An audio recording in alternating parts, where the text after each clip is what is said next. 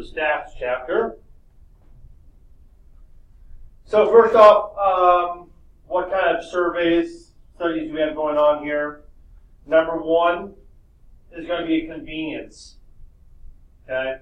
Because you're just getting the people that are walking into school.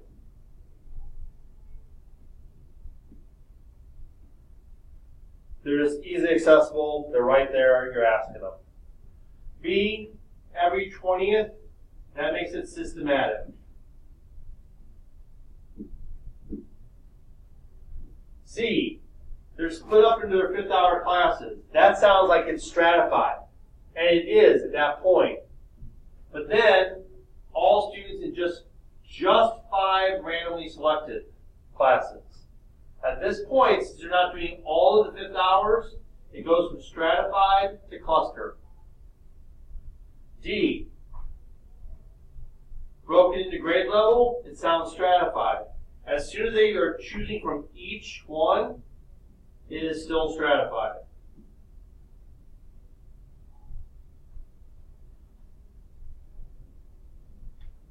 What's probably rolling a 1 from 2 die? Well, there's no way of doing that. So you can either say 0 out of 12 or just straight 0. An even number? Well, let's see. You can get a 2, a 4, a 6, an 8, 10, or 12. That's 1, 2, 3, 4, 5, 6. 6 out of 12. Or pretty much half the numbers are even and half the numbers are odd. Prime number. What are the prime numbers? Prime number is a number that only has 1 in itself as a factor. So that's the only even one is 2. Then you have 3, 5, 7, not 9 because 3 goes into it, and 11. So that's 1, 2, 3, 4, 5 out of 12 rolls or numbers. Get back at 26 alphabet tiles. What's the chance of getting a vowel? 1, 2, 3, 4, 5. 5 out of 26. Okay, number 4 has caused a lot of headaches for people. First 2 are easy. What's the chance of someone with high blood pressure? Well, there's 15 people with high blood pressure out of 40 people.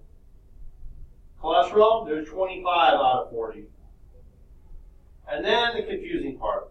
Well, of the 40 people, you have 10 who are healthy, and you have 30 who have some issue. And that's what goes here. 30 out of 40. Number 5, remember, if you have to hit stop, pause at any point in this, go ahead and do so. Number 5, the first thing you need to do is total them up. And that's 107 students. Then, D or F, add them together. 11 out of 107. A B, 48 out of 107. Moving on. Number 6. There are 2 requirements. Okay? And they have to pass both of these. All numbers are between 0 and 1. Every one of them has to be between 0 and 1. And, big time and, they must total 1. So, for the first one, all of these are between 0 and 1. Check. But if you add them up, they total 0.9. So the answer is no. And that's why. They do not add up to 1. Now the second one, if you add these up first,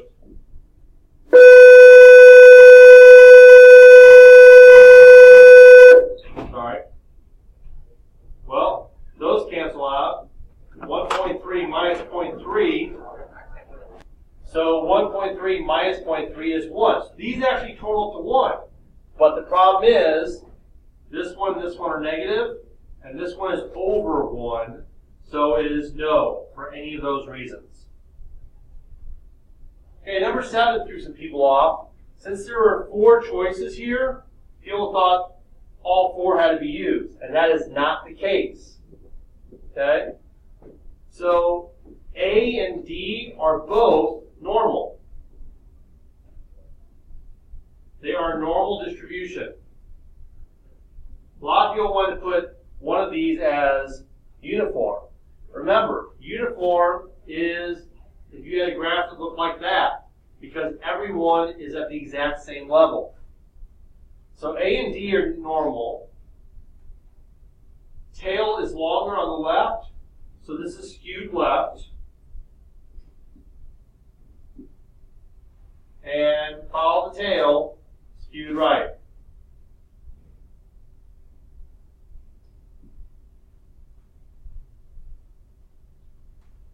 Number 8.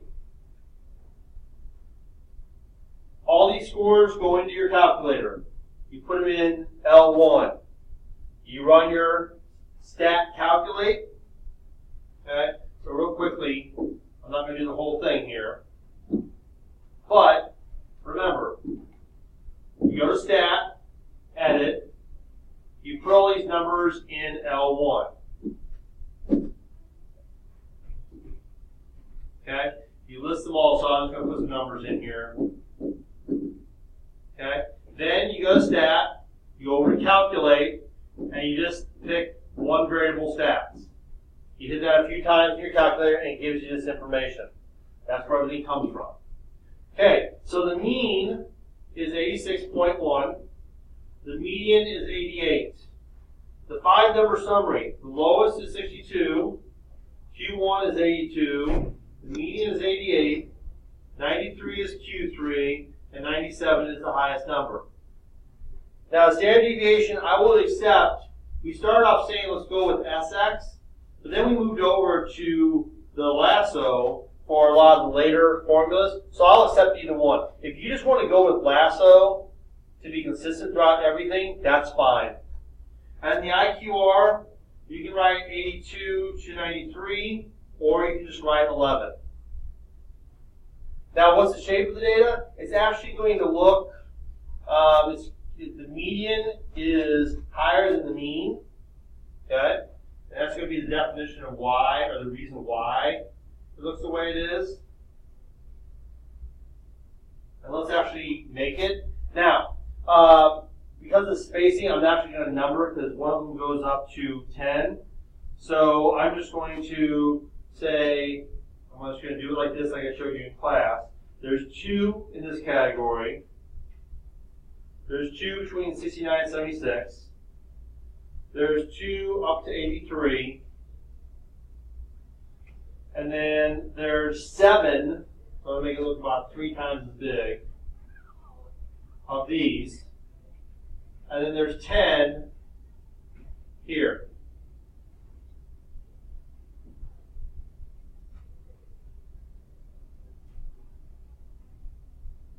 And if you check, those add up to 23. So that's what it looks like.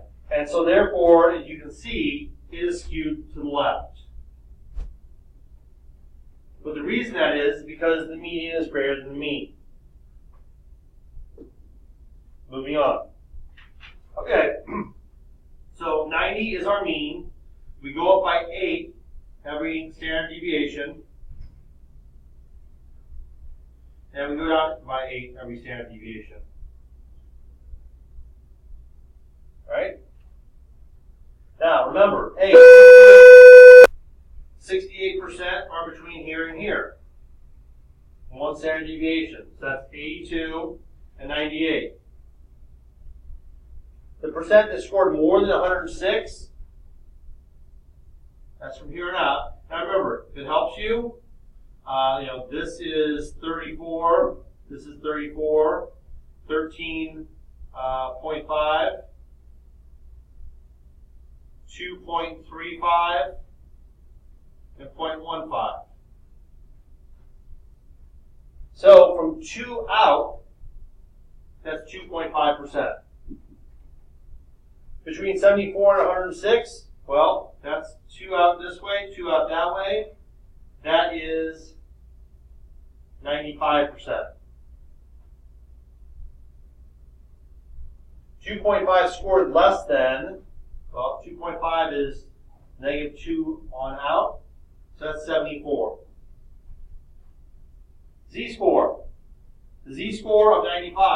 do 95, actual score, minus the mean, divided by standard deviation. And that gives you a z-score of 0.63. And we're done. We're stopping there. We're just calculating the z-score.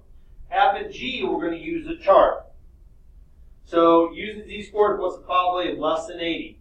So we're going to do 80 minus 90 divided by 8. Now remember, where's 80? It's going to be about here. So it should be about negative 1 point something. And we actually get that. We get negative 1.25. Now when we go to the chart, remember, we go to the negative 1.2, and then we go over the chart to 5, and that will give us an area of 0.1056. But it says, what's the probability? So we want to convert this to a percentage, 10.56%. Which, if you think about it, makes sense. You know, this is 2.5%, and this region here is 13.5%. So therefore, if you could use about half of that and add it on, there's our 10.56%. Now, for G, it says more than. That's important. So first off, we do 110 minus 90 divided by 8. Where's 110? It's up here. So it should be a small amount. So the z-score for this is 2.5, which makes sense. Look where it is. It's between 2 and 3. Now, okay, so with a z-score of 2.5, we want to go to the right. The chart gives us everything to the left. So before I even go to the chart, I write down 1 minus. Now I go to my chart and look up 2.5. 2.5 gives me an area of 0.9938, which when I subtract that, gives me 0.0062. It says probability, I move this over, and I get 6.2%. Okay, I just lied. Of course, that's silly. It's not 6.2%. I just said it moves 2. Whoopsie. Go back to the pen. I just said it moves 2 spaces, which would make it 0.62%. There's my brain. Of being more than 110. And you can tell 110 is high on the chart. It should be a very small percentage. On to number 10. So I'm going to abbreviate this. This is 240,000. I could put a K there if I wanted to. 290, but I don't have a lot of space. 340 and 390,000. Here's 190, 140, and 110. So 95%, remember, that's between -2 and +2.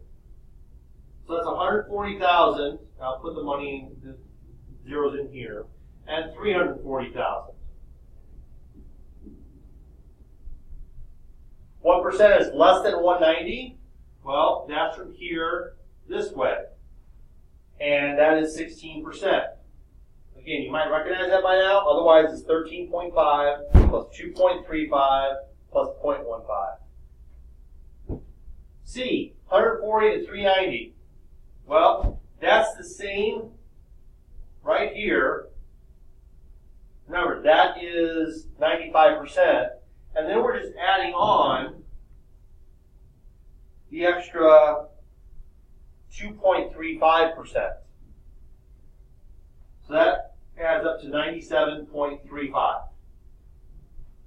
Okay, z-score less than 315. Well, 315 is going to be somewhere in this range, so it should be about 1 point something for the z-score. So we do 315,000 minus 240,000 divided by the the standard deviation of 50,000. That gives me a z-score of 1.5, which makes sense. Now I go to my chart and find out it's 0.9332. It's asking for a probability, so I move the decimal and get 93.32%.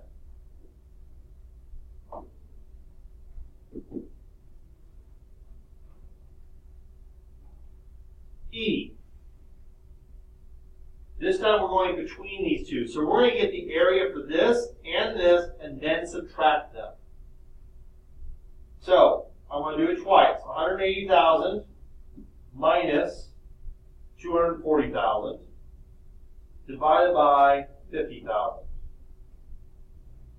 And then 275,000 minus 240,000 divided by 50,000. Now, that gives me a z-score here of negative 1.2, which if you look at it, that makes sense for 180,000. And where would 275 be? Well, that would be somewhere in here. And I get 0.7. Less than 1, makes sense. Now, I don't subtract these two. I go to the chart and get my values, which is 1151 and 0.7580. These are the two I'm going to subtract. Which gives me 0.6429. Probability 64.29%.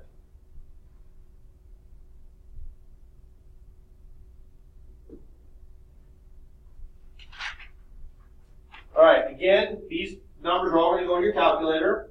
You run your stats, and you get 53.4 for the mean. The median is 53, which is one of your 5-digit summary. The minimum is 42. Q1 is 51, 56 for Q3, and 64 for the max. Standard deviation, again, you round it, is either 5.8 or 5.7, depending on which one you use. The IQR, again, Q3, Q1, 51 to 56, or just 5. The mean is slightly higher, so it's skewed right just a little bit.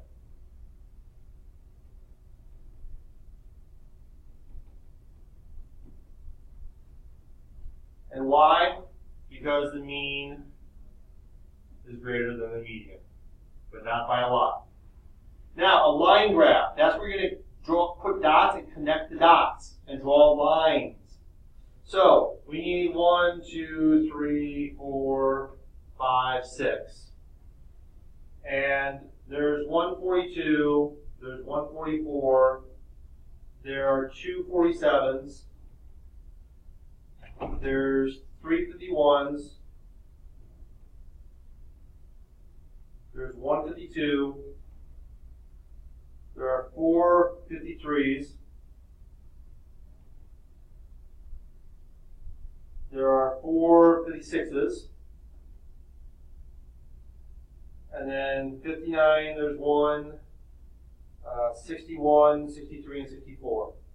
And this isn't going to be completely perfect, but you get the gist. That is a line graph. You put the dots, how many there are of each number, and then connect the dots with lines. Okay, sample size. We're given a mean. As soon as we see that, you know we're going to be dealing with the standard deviation over the square root of the number. Okay, as opposed to proportion. So, check condition. N has to be greater than or equal to 30. N's 100. Check. We're good. 90% critical value is 1.65. Remember, it's 196 for 95 and 2.58 for 99. And those will be on your sheets. What's the margin of error? We take the critical value times the standard deviation, which is 3, and the square root of 100, which is the number, which is 10. As a decimal, that's 0.495. So now we take the mean, which is 16, and do plus or minus 0.495, the critical value, the margin of error. That's going to give us a range of 15.505. If you round it to 15.51, that's okay. And 16.495. Again, hit pause if you need to. I just don't want this video to be too long for you.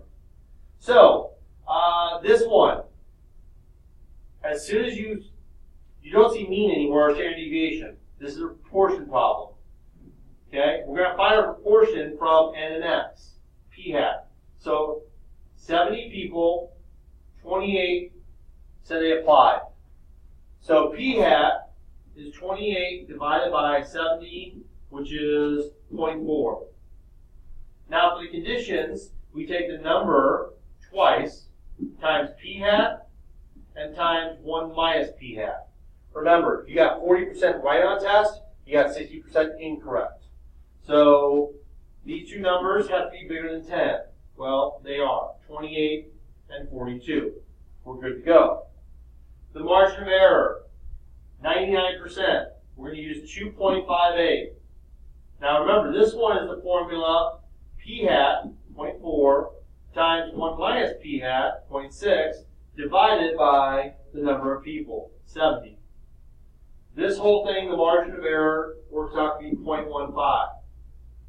The confidence interval is p hat, 0.4, plus or minus 0.15. So that's 0.25 to 0.55. Last few. Air pressure in the car, okay? We have N of 45. So N's got to be greater than or equal to 30. We have 45. We are good to go. Z-score for 95% is 1.65. We know that. Sorry, 1.96. I was thinking 90. 1.96. What's the margin of error? We take the z-score and write it. Then we do the standard deviation, which is 4.25. Sorry, I lost it. And then the square root of how many there were, 45. This works out to be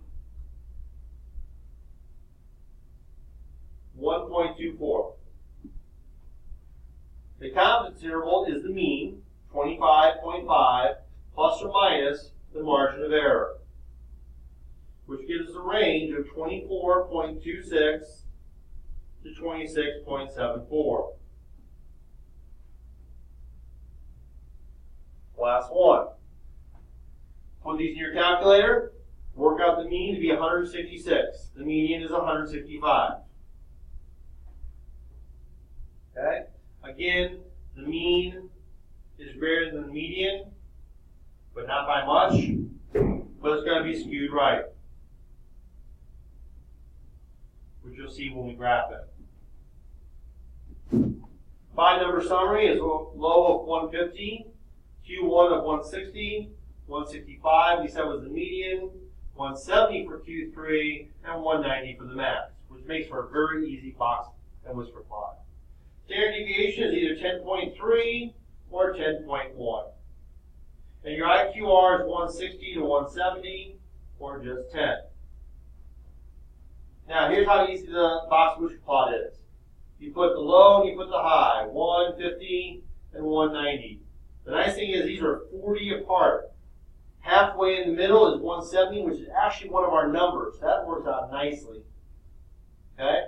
And I forgot to put this on the key in class. We do mark these low and high, or min and max, whatever.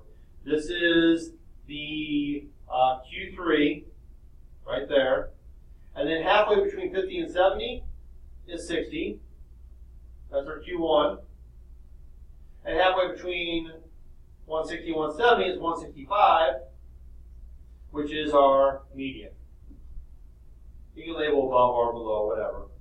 So, there is our box and whisker. Notice our right side, our right whisker is longer, hence being skewed right. And there you are.